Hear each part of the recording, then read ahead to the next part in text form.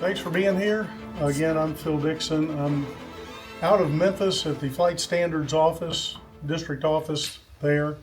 And they call us the FAST team, the FAA safety team. There's one of me in every office, FSDO office around the country, supposedly. Sometimes there's two. One of us would be on the ops side, one on the airworthiness side. Basically, we go out and we talk to pilot groups about things, all things related to aviation safety. I'm mainly going to be looking at this and entertaining questions, your thoughts, and concerns. During my portion, my portion is going to come mainly from the FAA/pilot standpoint, and I try to look at things as if I were in your shoes as a pilot. I am a pilot. I was a pilot examiner for a while, so an instructor, obviously. So I'm hoping we can work together and answer some questions for you. For phase one, which is going to start March 4th, they count this in as part of phase one. But what they're really going to do here is they're going to allow operations to continue on 11/29. And that's going to happen for the first 3 to 5 days, because what they're going to be doing in that first period is they're going to be staging equipment, and then they're also going to be taking a lot of the striping, the paint that's on the runways now, because part of phase one is going to be they're going to reopen the south end of 220. So when they do that, they're going to have a displaced threshold. So that means they're going to have to take some paint off during that period, which is going to happen between the first, now you guys correct me if I'm wrong on this, on the first 3 to 5, it's going to take 3 to 5 days to get that job done, to get the paint off and then get it repainted with the chevrons, so that then they can reopen runway 220 and then allow people to come in, land to the south or to the north. So the first 3 to 5 days, you're going to have runway 2 and 20 is going to be totally closed. By the way, also closed are instrument approaches, and this will be, they'll be not available for the entire project. Phase one, phase two, you're not going to have approaches from March 4th all the way till mid-September when this whole thing is done. So for those of you who are the instructors, you're going to have to take your students elsewhere. For those of you who come in on bad inclement weather days, you have to go somewhere else and land. And that's just the way that's going to be. So taxiway Alpha will remain open during the entire project. Taxiway Charlie at that point will be closed very temporarily. We're going to have just that part of it that where, and mainly it's just to avoid confusion. They're going to put barricades up so that you don't leave the ramp and go down Charlie. There'll be barricades there so that you know that's not going anywhere, because when you get to the runway, it will be closed for the first 3 to 5 days. All right. So basically, it's going to be this configuration right here. Construction phase one, first 2 days, you're going to have 11/29 open. You're going to have 20 and 2 closed. All right. And it'll look pretty much like this. The red being don't land here. The green being land here. All right. Then we're going to move into phase one, the rest of phase one fully. And basically what that's going to offer to you, the pilot, is going to be the south 3,645 feet of that runway surface will be there for you to take off and land on. All right. Taxiway Alpha open. Charlie is open. Runway 11/29 is closed, as is the north end of 20 and 2. So, and you'll see that I've got that graphically represented up here a little bit. Taxiway Delta will be open. You're going to have 20 and 2 closed. So, this being what it looks like right now, what they're going to do is they're going to displace the threshold, and they're going to take out all of these markings. Now, the markings that are the instrument markings on the distance remaining up there, those are going to be obliterated too. And I didn't go to the trouble of creating that graphic, but they're going to change those as well, as not to misidentify the remaining runway and the runway used. So anyway, you're going to have this is going to be obliterated. They're going to have staging equipment here, which I don't have drawn in. Who knows what that's going to look like. But so it'll look like this. This is going to be the part you don't land on. This is going to be the part you do land on, the green up here. And then, of course, this runway 1129 is going to be closed also. So this is the offering you're going to have. You're going to have this from either end, 2 or 20, and no instrument approaches. And that will be from March 4th all the way until, I think it's May, the middle of May, I think is what the plan is on that. That's correct. All right. The side view of this is this is where you're going to have just the displaced threshold here. It'll be chevron. So for you pilots, what does the chevron mean? Don't land. Okay. Well, now see, I don't want that to be confused with the arrows, because we do have the arrows, which is a displaced threshold where you take off. You can take off, but you can't land.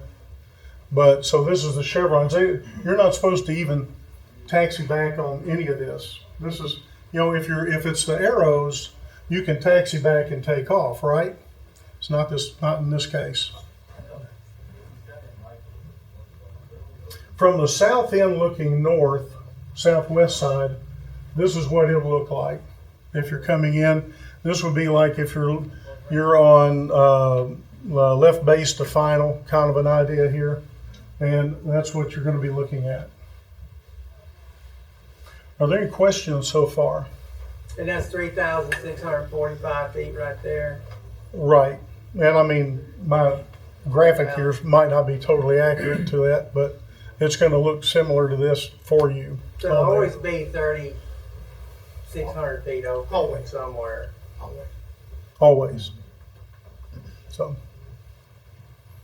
all right. So looking at it from the east looking west, it's going to pretty much, you're just not going to have any options on the north end of the field. There's your displaced threshold. So as we move into phase 2, which will be somewhere around the middle to the end of May, they're going to open, Charlie, they're going to open 1129, and they're going to close completely 2 and 20. All right. They'll also close taxiway Delta. As I described before, coming off the ramp, taxiway Delta would lead you nowhere. So they're going to put barricades up there and close that. All right. So what you're looking at is this is going to be runway 2 looking north. So you're looking south to north. All right. And then we have over here, so you're landing the green surface is going to be 1129, and then the closed runway of 2 and 20 in red here. So looking at it from this is the east looking west, and you'll have runway 29 is open, 11 from the other end. This again is phase 2, and you'll have 2 and 20 closed looking at it from this angle. So this is the phasing plan that they've drawn up from barge. And as you can see, it graphically shows you from the top view down the drawing, the runway in the middle, and on the side there, the 1129 on the side. Phase 1 mobilization, close runway 11 and 29, temporarily partial closure of runway 2 and 20. Now remember, this is after the 3 to 5 days where they leave 1129 open, so that they can set up for the equipment and obliterate some of the markings on the runway and set up the chevrons.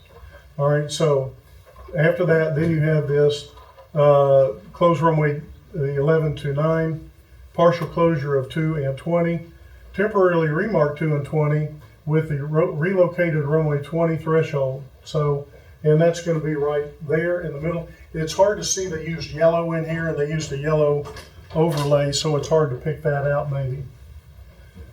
Let's see, then it talks about phase 2, the reopen of runway 11 to 9, close runway 2 and 20, perform reconstruction in the phase 2 area. So looking at it a little closer, it looks such as this, with this being the phase 1 area that's closed, and the phase, that's the top of it, all the way showing that runway 11 to 9 is closed. All right. Any questions on any of this to this point?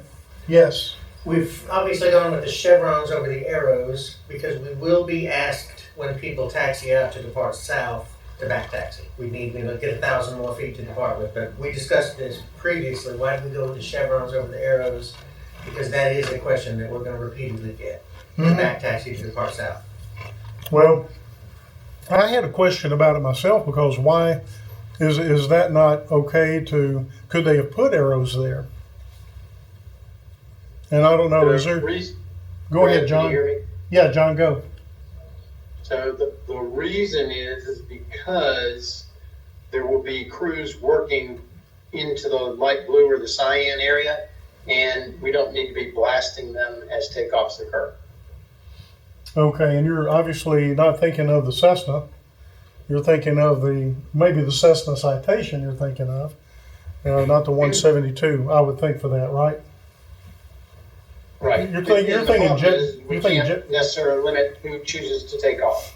Yeah, right. So you're thinking jet blast. Okay, that makes sense. There's our answer Won't be there. here, though. But that's everybody. We have to give them an absolute answer. I can't just tell them no unless I've got for everybody kind of an answer. Yeah, You have men and equipment working right up to that line, so if you gave a plane permission to go down and turn around, that you're putting the plane at risk of throwing a wing over our head while we're out there working.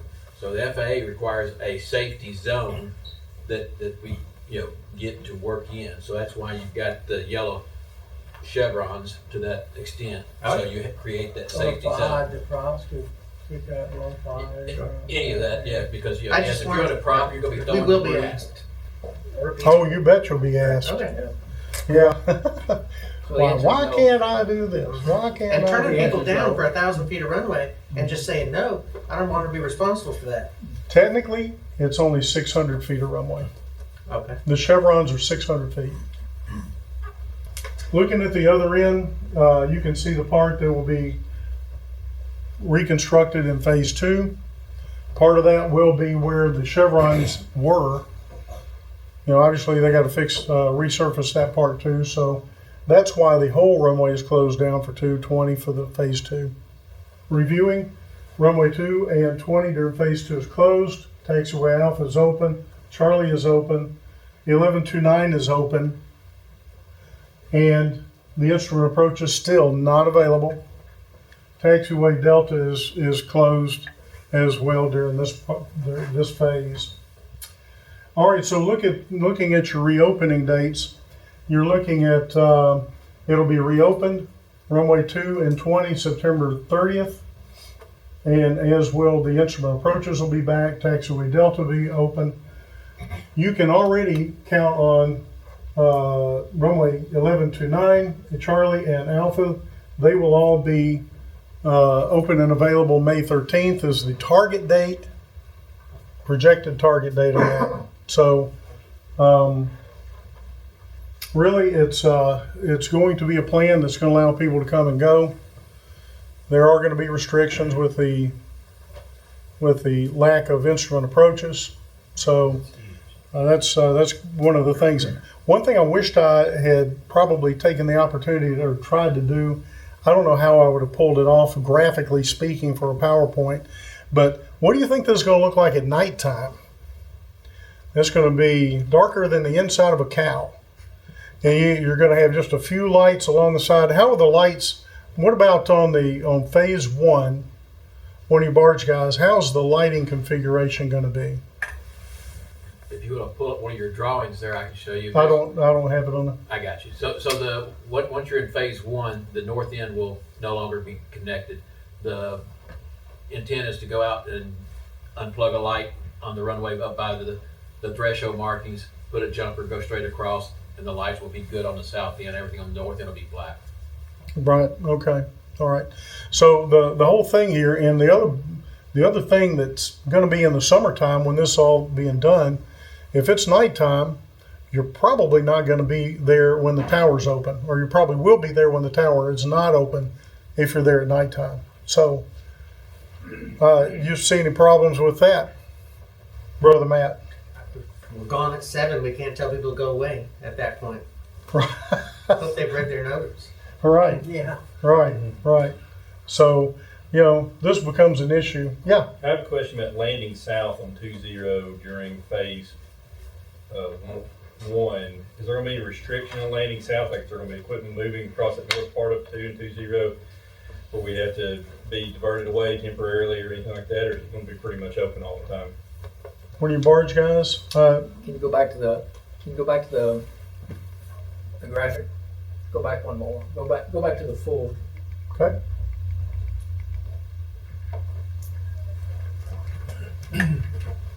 So when this yellow area is open,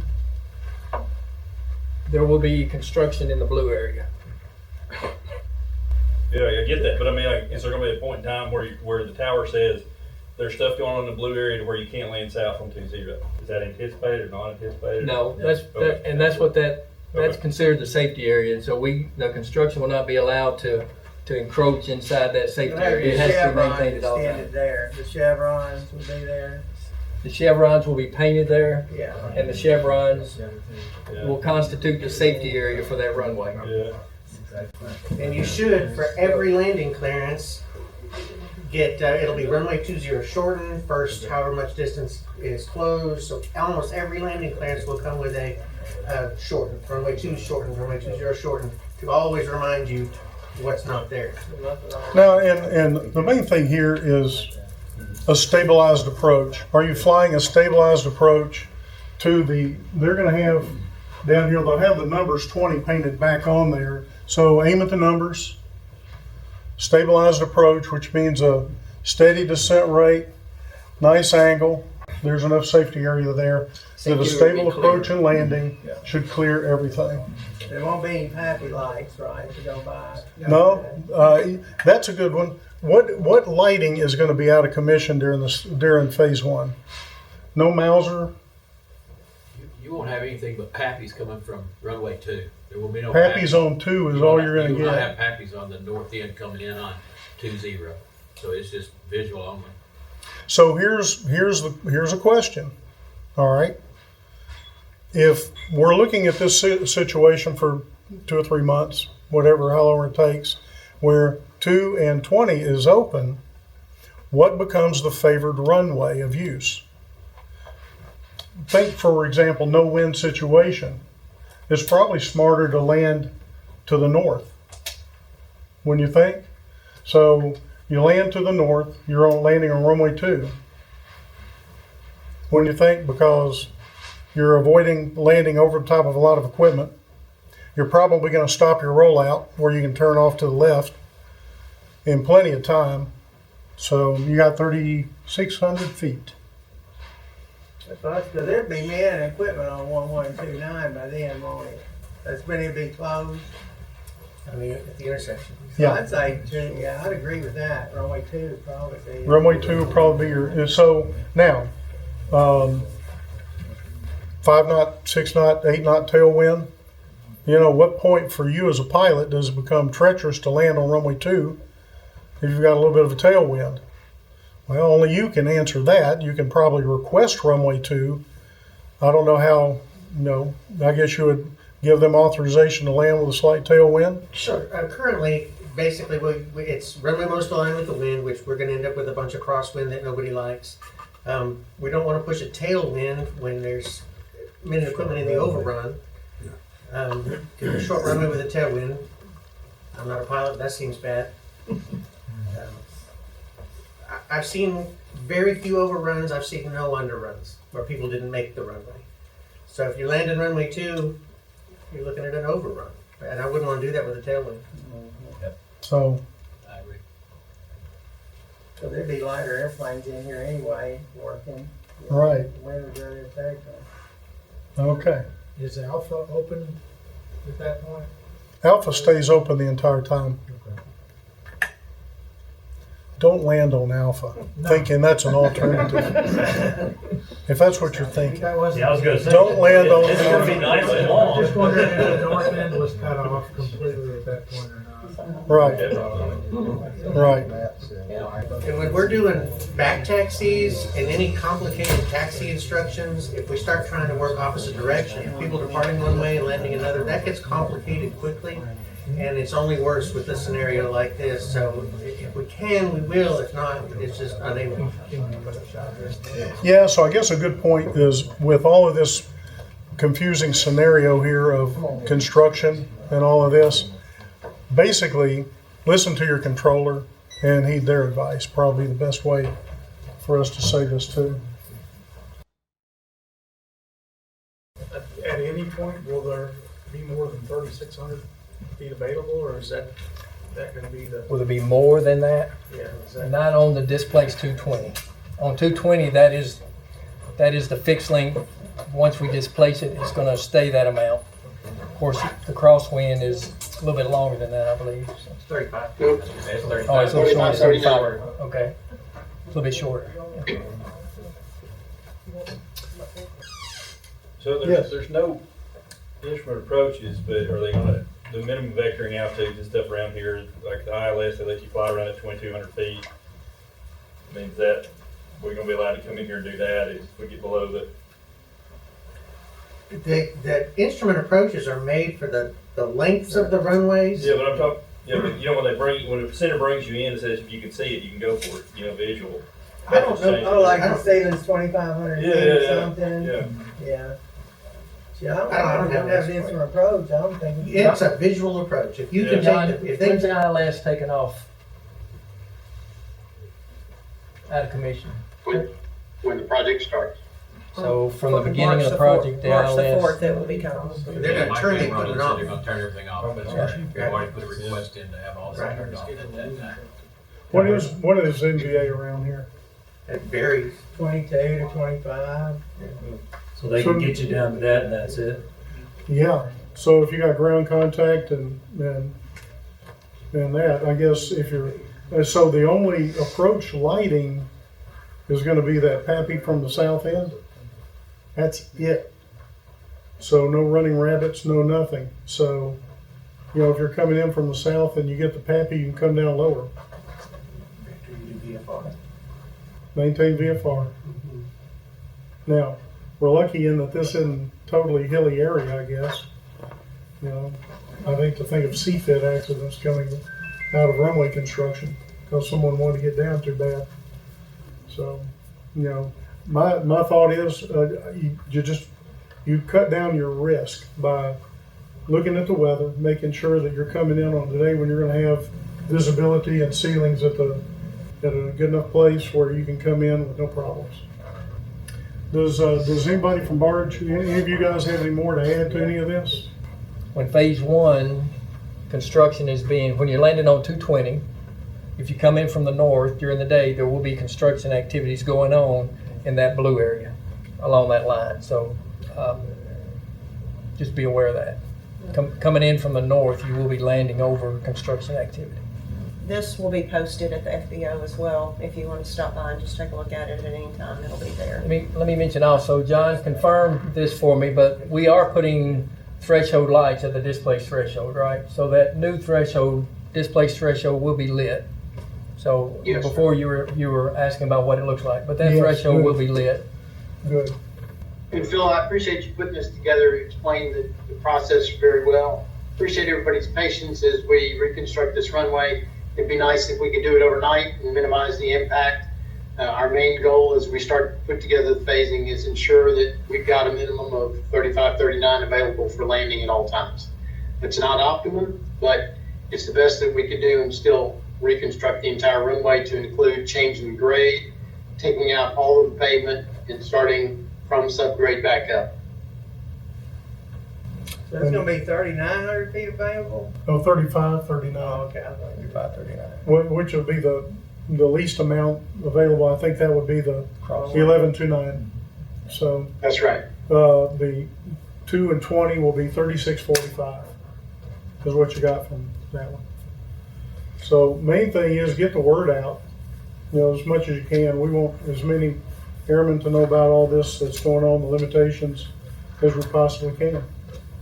Let me mention one more thing just popped in my head. So the dates that you were putting on, so when we reopen this, there may be some, undoubtedly the PAPIs that are newly installed will have to be flown by FAA. There'll have to be a flight check with that. Probably. So when all your nav aids are turned back on, we're not exactly sure because there'll be some FAA checks on that. So, but we will be coordinating that. I don't know if they have to reset the equipment, the ILS. I don't know. We're not changing the runway end elevation enough that we have to redo flight, new approaches. I don't believe so. It would be primarily flying the PAPIs, I believe. John, can you confirm that or?